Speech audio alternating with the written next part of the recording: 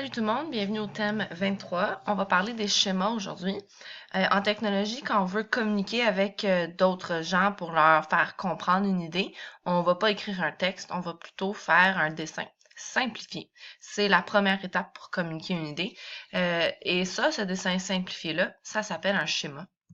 Donc, le schéma, sa définition, c'est un dessin simplifié, tout simplement. Et là, selon ce qu'on veut communiquer avec notre schéma, on va utiliser soit un schéma de principe ou un schéma de construction. C'est nos deux types de schémas. Donc, le schéma de principe et le schéma de construction. Donc, les deux sont des dessins, mais on va ajouter des choses différentes au dessin. Donc, le schéma de principe, lui, il va servir à expliquer le fonctionnement d'un objet en montrant le principe de fonctionnement de l'objet. Donc, c'est pour ça qu'il y a ce mot-là dans le titre. Un schéma de principe montre quoi? Montre les principes de fonctionnement de l'objet. OBJ, c'est une abréviation pour objet. Tu peux l'écrire dans tes notes de cours, juste dans l'évaluation, écrire le mot complet. Donc, comme je vous ai dit, le schéma de principe, c'est un schéma, donc c'est un dessin simplifié, et lui, spécifiquement, le schéma de principe va inclure trois choses. Les forces que l'humain doit appliquer pour faire fonctionner l'objet, les mouvements des pièces et le nom des pièces. Donc, la force, on va l'illustrer avec une flèche épaisse, tandis que le mouvement, on va l'illustrer avec une flèche mince pour ne pas se confondre entre les deux. Voici un exemple de schéma de principe incomplet. Incomplet parce qu'il manque le nom des pièces. Donc, on voit ici la flèche est plus épaisse. C'est à cet endroit-là du fusil à colle chaude que l'humain applique la force. Ensuite, on a illustré les pièces qui bougent, comment est-ce qu'elles bougent. Donc, on a une pièce en mouvement de translation, une en rotation et une autre ici en translation. Il faudrait pour chaque pièce du fusil à colle chaude faire un trait à la règle et écrire le nom. Il y a certaines pièces qui ont un nom que tout le monde connaît et qu'on se doit d'utiliser, par exemple le ressort. Mais il y a d'autres noms, d'autres pièces, par exemple, qu'on n'a pas vraiment de nom prédéterminé. Alors, c'est à vous d'en inventer un. Puis, il y a une certaine marge de manœuvre, mais tu peux pas inventer n'importe quoi. Tu peux pas dire, cette pièce-là s'appelle Bob. OK? Alors, moi, cette pièce-là, je vais la nommer le bec ou sortie de la colle chaude ou embout métallique. Alors, il y a plein de mots que tu peux utiliser, mais il faut que ça soit dans les limites du raisonnable. Si au contraire, avec ton dessin simplifié, avec ton schéma, tu veux communiquer à quelqu'un comment fabriquer ton objet, à ce moment-là, tu vas utiliser le schéma de construction. Donc, il montre comment construire l'objet. C'est important quand on construit un objet d'être au courant des matériaux qui sont utilisés. Donc, en plus d'avoir le dessin, tu vois, le dessin est très similaire au premier, mais cette fois-ci, au lieu d'ajouter les forces et les mouvements, on a ajouté le matériau qui est utilisé pour chaque pièce. Donc, on sait que le bec, il est en métal. Le reste, le corps là, du fusil à colle chaude, il est en plastique. Puis, il y a une petite composante ici qui serait en caoutchouc. Donc, cette composante-là, c'est l'espèce de cylindre à l'intérieur qui guide le tube de colle chaude dans la bonne direction. Alors, on met les matériaux et la légende, super important, sinon on ne comprend pas quadrillé ou assuré, ça veut dire quoi. Et encore une fois, on ne l'a pas mis, mais c'est nécessaire de mettre le nom des pièces pour bien se comprendre entre nous. Sinon, on va être là à dire, ben, le truc binouche, la chose bine, le machin chouette, puis on va pas se comprendre. Fait que c'est vraiment important de nommer ces pièces dans l'objet. Cependant, quand les ingénieurs ou les architectes veulent communiquer entre eux sur des aspects précis de l'objet, ils vont utiliser un dessin comme plus compliqué qui s'appelle le dessin technique. La différence entre le dessin technique puis le schéma de principe ou de construction, la différence la plus visible, c'est que le dessin technique est le seul à inclure les mesures. Vous voyez, là, il y a des lignes qui nous indiquent quelles sont les grandeurs des pièces. On n'a pas ça dans les schémas. Donc, on constate qu'il est beaucoup plus précis, le dessin technique est beaucoup plus précis que le schéma. Donc, c'est la prochaine étape. Tu as fait ton schéma, tu as communiqué comment ça fonctionnait, puis après ça, tu vas faire ton dessin technique pour communiquer exactement cette pièce-là, elle est quelle grandeur. Qu'on fasse un schéma de principe, un schéma de construction ou un dessin technique, on va faire notre dessin sur une page qui ressemble à ceci. Okay? Par convention, on utilise ça. C'est un peu en bas, là, c'est un peu comme la page titre.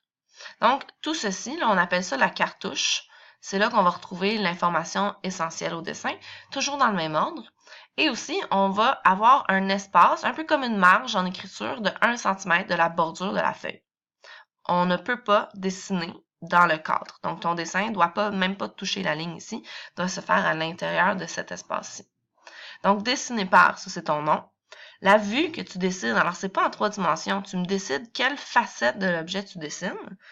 Le titre, très simple. Le titre du schéma, c'est le type de schéma que tu fais et l'objet que tu dessines. Donc, par exemple, schéma de construction, ça c'est le type, de la maison de Madame Lemay, ça c'est l'objet. Donc ça serait un titre complet. La date, super facile, et l'échelle, assez compliqué à comprendre. Je vais prendre mon temps à la prochaine diapo pour bien vous l'expliquer. Si tu comprends pas parce que c'est compliqué, viens me voir. Des fois, ça va mieux en personne. Donc, dans la plupart des cas, il est impossible de dessiner ton objet avec les mêmes dimensions qu'il a dans la réalité. Ça serait le cas pour ma maison. Je peux pas dessiner ma maison avec les mêmes dimensions qu'elle est réellement. Alors, on va utiliser quelque chose qui s'appelle une échelle. Une échelle, c'est quoi? C'est ceci, 1 pour 2, ça, ce serait une échelle. 1 pour 1, ça, c'est une autre échelle. 2 pour 1, ça, c'est une autre échelle. Pour chaque schéma, on a une seule échelle. Puis dans le fond, l'échelle, elle me dit à quel point est-ce que mon dessin est plus grand ou plus petit que l'objet réel. Donc, comment on lit ça, une échelle 1 pour 2? Tu vas te faire une flèche comme ça. Le chiffre 1 représente le dessin. Parce qu'en fait, c'est pas le chiffre 1, c'est le premier chiffre qui est ici. Celui-là aussi, correspond au dessin. Et le deuxième chiffre va correspondre à la grandeur de l'objet réel. C'est un peu une fraction, si on veut. Donc, ici, moi, ça m'aide à comprendre si je mets des centimètres ou des mètres, une unité quelconque. Alors, si mon dessin a 1 cm, mais que mon objet a 2 cm, bien, ça veut dire que j'ai fait mon dessin plus petit que mon objet et que je l'ai fait 2 fois plus petit que mon objet. Alors, une échelle 1 pour 2 signifie que le dessin est 2 fois plus petit que l'objet. Au contraire, ici, 2 pour 1, alors le 2 représente encore le dessin, le 1 représente encore l'objet, bien, ici 2 cm, ici 1 cm, bien, mon dessin il est 2 fois plus grand que mon objet. Le dessin est 2 fois plus grand que l'objet. Puis, bien, le plus facile, c'est le 1 pour 1. Ça veut dire que le dessin a la même taille que l'objet. On peut regarder un exemple ici agrandi. Donc ça, ce serait un très gros trombone. Ce serait mon objet réel. Et si je te dis, dessine-moi-le avec une échelle 1 pour 2, ça veut dire que tu vas mesurer toutes les dimensions du trombone et tu vas le diviser par 2 pour faire ton dessin. Au contraire, si je te dis, fais-moi un dessin avec une échelle 2 pour 1, ben là, tu vas faire la même chose. Tu vas prendre ta dimension puis tu vas la multiplier par 2 quand tu fais ton dessin.